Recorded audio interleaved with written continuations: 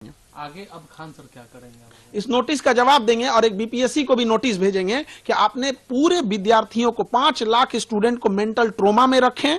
वहां पे कभी इनको लगता है, कभी इनका मन करेगा ऑप्शनल हटा देंगे, कभी 5 ऑप्शन डाल देंगे, कभी 4 ऑप्शन डाल देंगे, कभी एक ट्वीट खेल देंगे, कुछ से कुछ बोलने लगेंगे। इनका अध्यक्ष साहब का कहना था मैं एग्जाम के लास्ट मोमेंट में डिसीजन ले सकता हूं कि नॉर्मलाइजेशन होगा कि नहीं होगा। तो बाहर में आके हम लोग क्या बोले?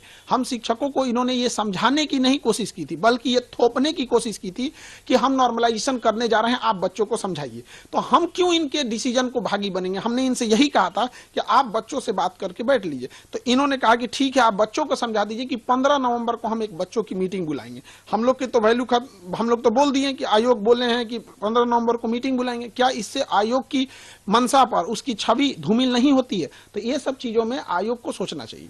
क्या अब आगे आप क्या गवर्नर या किसी बड़े डिग्निशन से क्या आप बात? अब हमारा तो यहाँ पे है, गवर्नर साहब से यहाँ पे फाइल रेडी है और मुख्यमंत्री साहब से। अब हम गवर्नर और मुख्यमंत्री साहब के पास जाएंगे इसको लेके।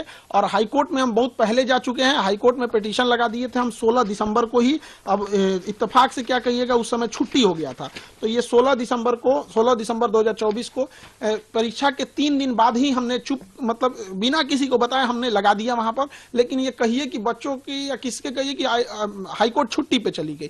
तो हम ये तीनों जगह अब जाएंगे, हम छोड़ेंगे नहीं किसी को भी। बच्चों के भविष्य के साथ खेलने का अधिकार किसी को नहीं है। वो बच्चे मिडिल क्लास से आ रहे हैं, कोई गरीब है, वो देख रहा होता है कि गलत हो रहा है, लेकिन ऐसा नहीं है कि उसको होने देंगे। इसकी सीबीआई जांच होनी चाहिए, सीबीआई जांच जाए अपने जगह पे। नार्को टेस्ट सबसे जरूरी है। क्या आप सीबीआई जांच की मांग कर रहे हैं? हम सीबीआई जांच करते हैं, सबसे पहले हमसे शुरू करें, वरना आयोग उसके बाद अध्यक्ष पे जाए। पहले हमारे से स्टार्ट कर ले, नार्को टेस्ट कर ले, फिर अध्यक्ष से। क्या कौन झूठ बोल रहा है, कौन सच बोल रहा है, सब सामने आ जाएगा। यहाँ पे संवैधानिक जगह पे बैठ के संविधान की रक्षा करनी चाहिए, देश की भविष्य का। इससे पहले अतुल प्रसाद भी थे, इतनी बड़ी परीक्षा कंडक्ट कराएं, इस तरह का तो एलिगेशन उन पे नहीं लगा। ये एक एग्जाम कंडक्ट कराने में पूरी तरह से धज्जी उड़ा दी है बीपीएससी का।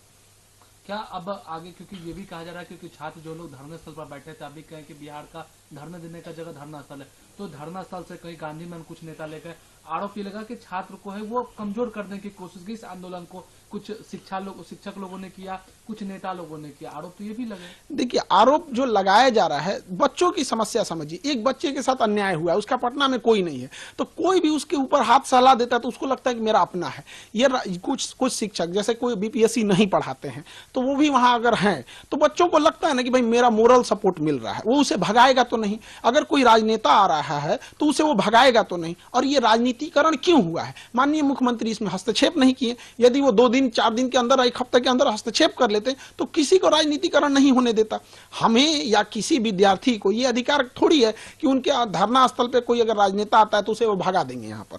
या कोई शिक्षक भले बीपीएससी को नहीं पढ़ा रहा है, बीपीएससी नहीं जानते, तो वो भी अगर वहां बैठे हैं तो बच्चों को क्या है, वो तो वहां उनको रहने ही देंगे। उनको लगता है कि भाई कोई भी हमारा साथ दे रहा है। तो अगर इसमें राजनीतिकरण हुआ है, जो कि नहीं होना चाहिए, तो उसके लिए भी जिम्मेदार सरकार है। अगर ये त्वरित एक्शन लेते तो ये नौबत ही नहीं आती। उसी धरना स्थल से 2 दिसंबर से लेकर 4 दिसंबर के बीच में 1 हफ्ते तक, वो शुरुआती दिसंबर पे एनसीएल के मामला था, मुख्यमंत्री साहब ने हस्तक्षेप किया, हो गया। 6 दिसंबर को नॉर्मलाइजेशन खत्म था, हो गया। यहां भी हस्तक्षेप करते तो नहीं होता। ये चुनावी वर्ष है, मुख्यमंत्री साहब को भी सोचना चाहिए कि बच्चों के भविष्य में सोचेंगे तो बच्चे भी अच्छा करेंगे।